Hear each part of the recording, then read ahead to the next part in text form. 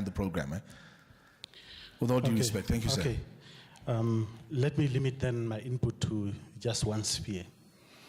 I'm listening in terms of, because the day's theme is inequality. Now, appreciating that inequality stems from different factors to which we have either unequal access or limited access or no access to.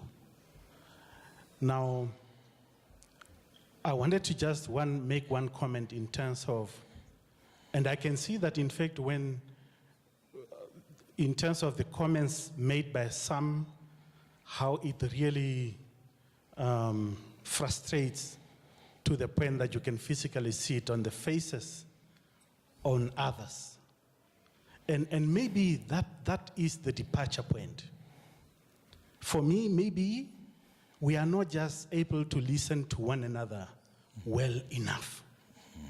We don't just remove emotions from what we feel are really bread and butter issues, because inequality is not just a problem for those who feel left out or excluded.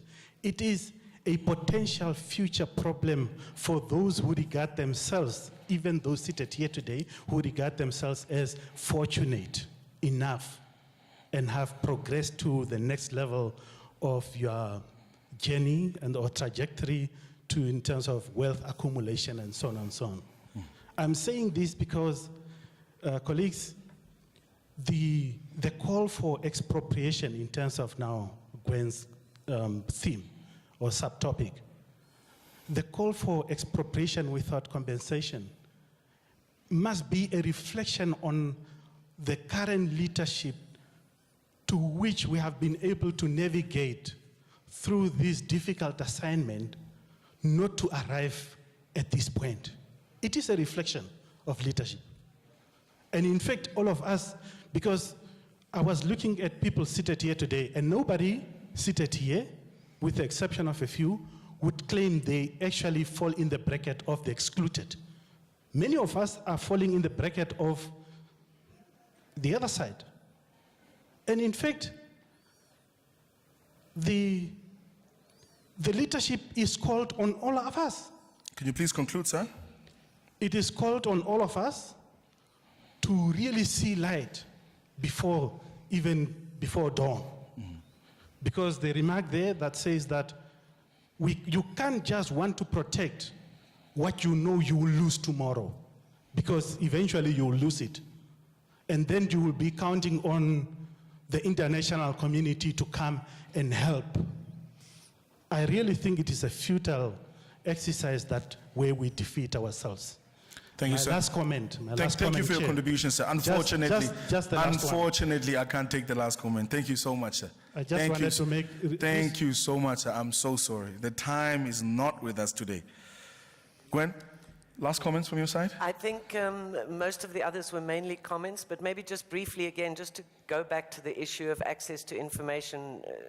You know, I know it's overlooked. It's not the sexiest subject when other things are capturing their attention, but it is absolutely essential that people not only, as I say, the striving for economic equality is there, but we need to have active participation of everyone. And I think the point has been made indirectly by a number of the speakers from the floor, that we really need people to have access to the tools to make those knowledgeable, informed decisions, especially when we are dealing with some of these burning issues and the question, as someone else raised, of priorities of expenditure and so on.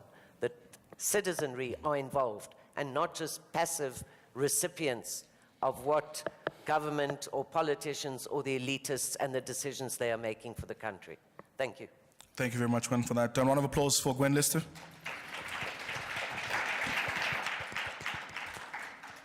Well, now we're going to be doing two positive. Shoo, positive. Well, I know the energy is quite low right now. You know, it was a very good lunch. I think that's a good sign to the Economic Association of Namibia that you've provided a good lunch where the energy has become so low this time of the day. But nonetheless, we're going to do two things. There was a competition that was running in the Namibia newspaper, who's of course also an official media partner of this event, as well as on the social media platforms. And I would like to call on Helia Ulenga, who's an intern at the Economic Association of Namibia, and Katrina Meile, the intern at the Hans Seidel Foundation, to just come and announce the winners and do what they have to do. And while they're busy announcing the winners, can I please call on the speakers for our panel to come to the front of the table to get mic'd up, that are, of course, for the panel on making Namibia a more egalitarian society.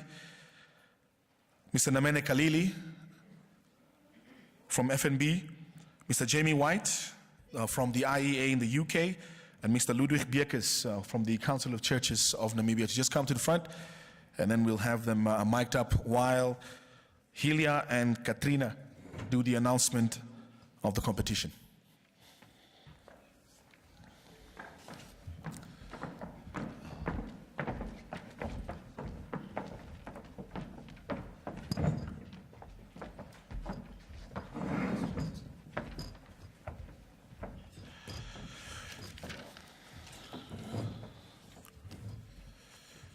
So as the competition is being announced, right after that, JB Skeppers will be back and do what it did before with the panel.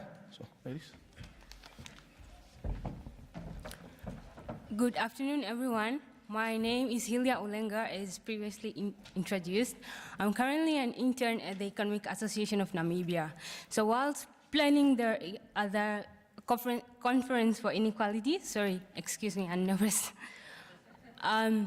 We thought of a way to engage a public, like what does it mean, what does inequality means to them as, or how do they view inequality? So we thought of starting a photo competition in which people or as a public at large can express inequality. So of course, okay, most of these pictures are, let's say, they express inequality, be it in education, and other aspects of daily lives. Okay, from my aspect of daily life as a recent graduate, I know how it feels to be a graduate and to not have a job, but there are also other aspects of inequality in which, let's say, children who are, let's say after school, they do not have much activities in which they can engage. So, and then there are also, let's say, disabled people. So, in short, it's pictures of inequality from a broad perspective. To move on, my colleague here, Katrina, would announce our first winner for the best picture of inequality.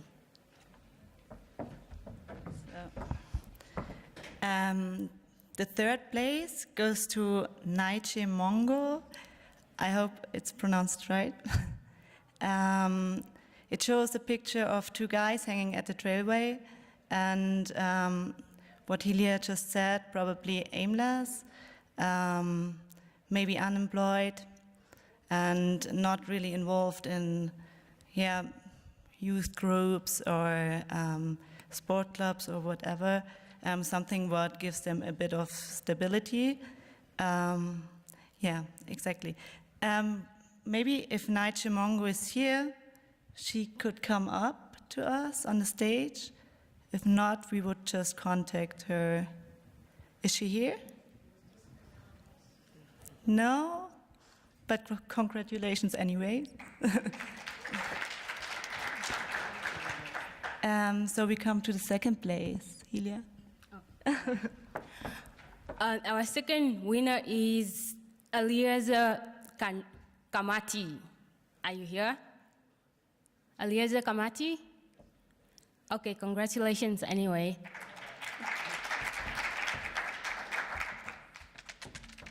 So, and then we come to the winner. First place is Tina Haulionyamba. Is she here? Come up to us, please. Okay.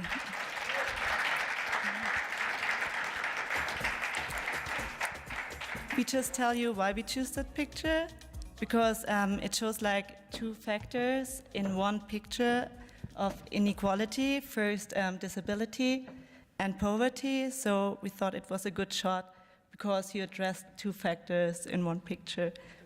Congratulations. Maybe do you want to say something or say something? Where did you shoot that picture? Okay.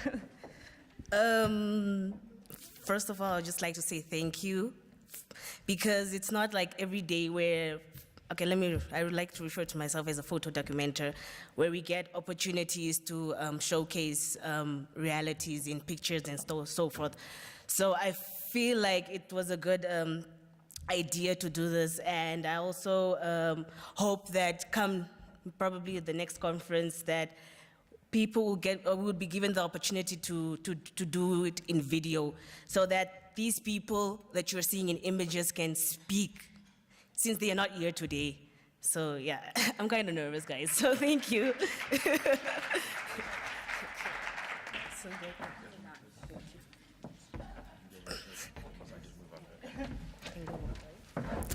Okay, ladies and gentlemen, I'm back again. Please give the winner another round of applause.